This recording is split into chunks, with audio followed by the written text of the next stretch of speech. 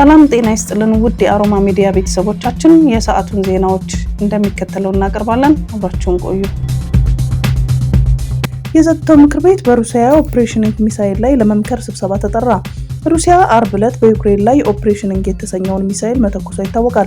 በዚህ ጉዳይ ላይ የጸጥታው ምክር ቤት በነገው ዕለት አስቸኳይ ስብሰባ መጥራቱንና አናዶሉ ዘግቧል። ስብሰባው እንዲጠራ ጥሪ ያቀረበችው ዩክሬን ስትሆን በጥያቄዋ ላይ ሩሲያ የተመድ ቻርተር ጥሳለች የሚል ሀሳብ አስፈራለች።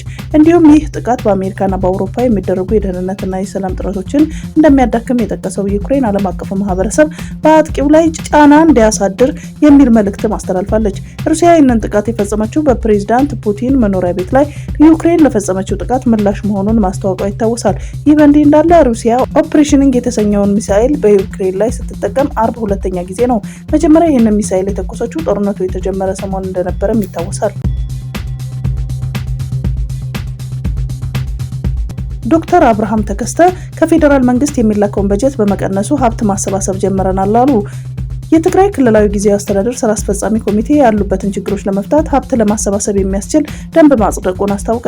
በደንቡ መሰረት የሀብት አሰባሳቢ ኮሚቴ የተመሰረተ ሲሆን የኮሚቴው ሰብሳቢ ዶክተር አብርሃም ተከስተ በጉዳዩ ላይ ዛሬ ማብራሪያ ሰጥተዋል። ከፕሪቶሪያል ስምምነት በኋላ ከደረሰው ጉዳት ለማገገም የሚያስችል ምንም አይነት ስራ አለመሰራቱ የጠቀሱት ዶክተር አብርሃም ጨምረው ከጥቅምት ወር ወዲህ የፌዴራል መንግስቱ ለትግራይ የተመደበውን በጀት ውስጥ እየላከ ያለውን 1/3 ብቻ ነው ብለዋል። በዚህም የተነሳ ጊዜያዊ አስተዳደሩ የበጀት ጉድለት እያጋጠመ መሆኑን ጠቅሰው በጦርነት ጉዳት የደረሰባቸውን ሰዎችና ተፈናቃዮች በችግር ላይ መሆናቸውን አስረድተዋል።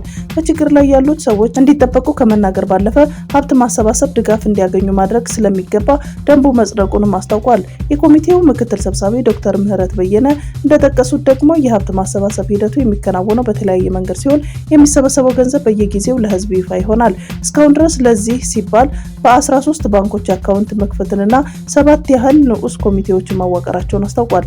ኮሚቴው እንደተናገረው ነጋዴዎች ባለፈው ዓመት የነበራቸውን ሽያጭ መሰረት በማድረግ አስተዋጽኦ ማድረግ የሚገባቸው ሲሆን ለዚህም ሲባል በአልኮል መጠጦች፣ ለስላሳና የታሸገ ውሃ ላይ ጭማሪ የሚደረግ ይሆናል። በዚህም መሰረት በአንድ ቢራ ላይ 3 ብር፣ በአንድ ጠርሙስ አረቄ ላይ 10 ብር፣ በአንድ ጠርሙስ ወይን ላይ 20 ብር፣ በአንድ ጠርሙስ ውስኪ ላይ 200 ብር፣ በአንድ ደርዘን የታሸገ ውሃ ላይ 12 ብር፣ በለስላሳና በውሃ ላይ 1 ብርና በአንድ ኩንታል ሲሚንቶ ላይ 100 ብር ጭማሪ የሚደረግ ሲሆን ይህም ኮሚቴው በሚያሳትመው ደረሰኝ እንደሚሰበሰብም ተናግረዋል።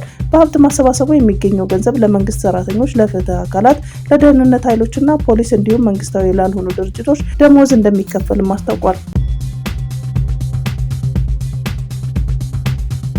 የቱርክ ፕሬዝዳንት ረሲፕ ጣይብ ኤርዶጋን ገዢ ፓርቲ ቃል አቀባይ ኦመር ቼሊክ በኢራን ውስጥ ባለፈው የውስጥ ቀውስ ላይ የሚደረግ ማንኛውንም የውጭ ጣልቃ ገብነት ሁኔታውን ወደ ባሰ ደረጃ ያሸጋግረዋል ሲሉ አስጠነቀቁ።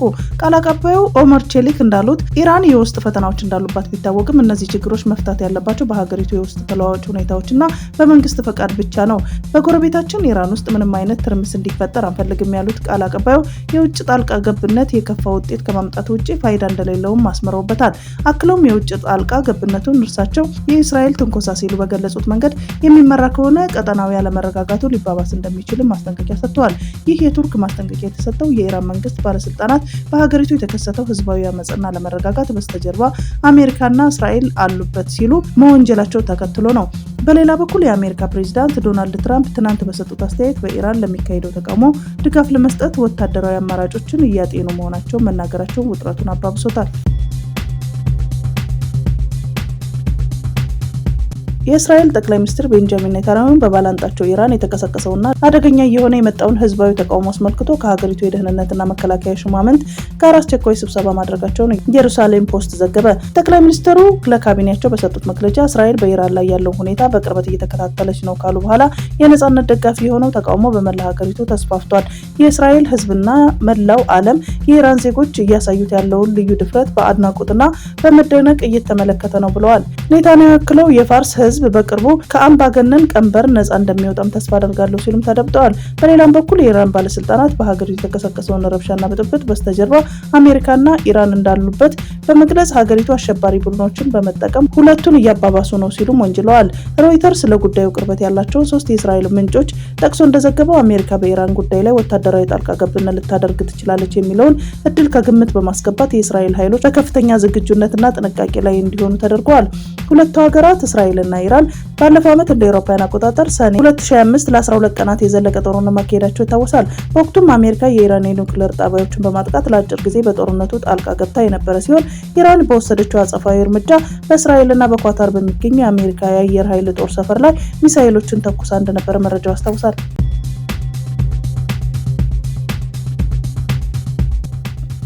የአሜሪካ ፕሬዝዳንት ዶናልድ ትራምፕ ራሳቸው ማህበራዊ ትስስር ገጽ ላይ ባጋሩት ምስል ራሳቸውን የቬንዙዌላ ተጠባባቂ ፕሬዝዳንት አድርገው መሾማቸውን ገልጸዋል። ትራምፕ ያጋሩት ምስል የዊኪፒዲያ ገጽን የሚመስል ሲሆን በውስጡም ከጃንዋሪ 2026 ጀምሮ የቬንዙዌላ ተጠባባቂ ፕሬዝዳንት እንዲሆኑ የሚገልጽ ጽሑፍ ሰፍሮበታል።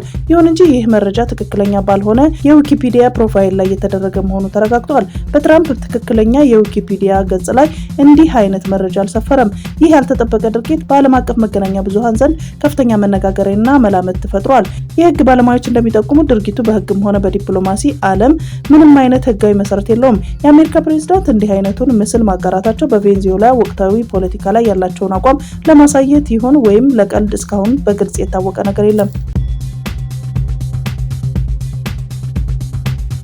የቬንዙዌላ ፕሬዝዳንት ኒኮላስ ማዱሮን ከመንበራቸው ጥቃት ከፍታ አንስታ የወሰደችውን አሜሪካ ዜጎቿን በአስቸኳይ ከቬንዙዌላ እንዲወጡ አሳሰበች። የአሜሪካ የውጭ ጉዳይ ቢሮና የቬንዙዌላ የሚገኘው የአሜሪካ ኤምባሲ በቬንዙዌላ ያለውን ሁኔታ ምንም ያልተረጋጋና አደገኛ ሲሉ ገልጸው አሜሪካውያንን በአስቸኳይ እንዲወጡ አስጠንቅቀዋል። የታጠቁ ሚሊሻ ቡድኖች መንገዶችን የመዝጋት አሜሪካውያን ዜጎች እንዲሁም የአሜሪካንን ምልክት የሚገልጹ ተሽከርካሪዎችን የመፈለግ እንቅስቃሴ ውስጥ እንደገቡም ተገልጿል። አሜሪካ ቬንዙዌላ ከፍተኛ ስጋት ያለባት ስልት በደረጃ 4 ወደዛ እንዳትጓዝ ስትል ፈርጃታለች። ይህ ደረጃ 4 የስጋት ደረጃ ለህይወት አስጊ የሆነ ሽብርተኝነት፣ አፈና ወይም እገታ፣ የዘፈቀደ ህጎች፣ ህዝባዊ አመጽና ደካማ መሰረተ ልማት እንዳለበትም የሚያመላክት ነው። በዚህም አሜሪካ ዜጎቿ ወደ ቬንዙዌላ እንዳይጓዙ ማስጠንቀቋን ፎክስ ዘግቧል።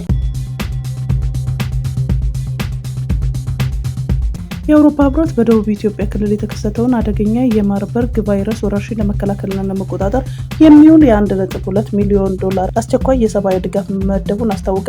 ህብረቱ ይፋ ያደረገው ይህ ድጋፍ የወረርሽኙን ስርጭት ለመግታት የአካባቢውን የጤና ስርዓት እንዳይፈራረስ ለመደገፍና ሊከተል የሚችለውን ማህበራዊና ኢኮኖሚያዊ ቀውስ ለመቀነስ ያለመ መሆኑ ተገልጿል። የኢትዮጵያ ጤና ሚኒስቴርና የህብረተሰብ ጤና ኢንስቲትዩሽን እንደ አውሮፓውያን አቆጣጠር ኖቬምበር 14 2025 ወረርሽኙ መከሰቱን ማወጃቸው ይታወሳል። እስከ ዲሴምበር 16 ቀን 2025 ድረስ ባለው መረጃ መሰረት 14 ሰዎች በቫይረሱ የተያዙ ሲሆን ከነዚህም ውስጥ 9 ህይወታቸው ማለፉን በተጨማሪም ከታካሚዎች ጋር ንክኪ ያላቸው ተብሎ የተለዩ ከ600 በላይ ሰዎች ክትትል እየተደረገላቸው ሲሆን ወደ 400 የሚጠጉ ከክትትል ነፃ ተደርጓል። ወረርሽኙ በተለይም በጂንካ ከተማና በዙሪያ ባሉ ወረዳዎች ላይ ተጽዕኖ እያሳደረ ይገኛል። አካባቢው ከኬንያና ደቡብ ሱዳን ጋር ያለውን የድንበርና የትራንስፖርት እንቅስቃሴ ለበሽታው መስፋፋት ስጋት መፍጠሩ ተጠቁሟል። የአፋሕድ ምክትል ሊቀመንበርና ወታደራዊ አመራር ኮሎኔል ፈንታው ሙሀባ የሰላም አማራጭ መቀበሉን የፌዴራል መከላከያ ሰራዊት አስታወቀ። የአፋሕድ ምክትል ሊቀመንበርና ወታደራዊ አመራር ኮሎኔል ፈንታው ሙሀባ አፋሕድ ከአማራ ክልል መንግስት ጋር ያደረገውን ስምምነት ተከትሎ የሰላም አማራጭን ተቀብሏል። በእነሱ አደረጃጀት የአፋሕድ ምክትል ሊቀመንበርና የወሎ ጠቅላይ ግዛት እዝ አዛዥ ኮሎኔል ፈንታው ሙሀባ አፋሕድ ከአማራ ክልል መንግስት ጋር በአፍሪካ ህብረትና ኢጋድ አማካኝነት ያደረገውን የሰላም ስምምነት ተከትሎ የሰላም ስምምነቱን በመቀበል ከነሰራዊቱ መግባቱን የፌዴራል መከላከያ ሰራዊት አስታውቋል።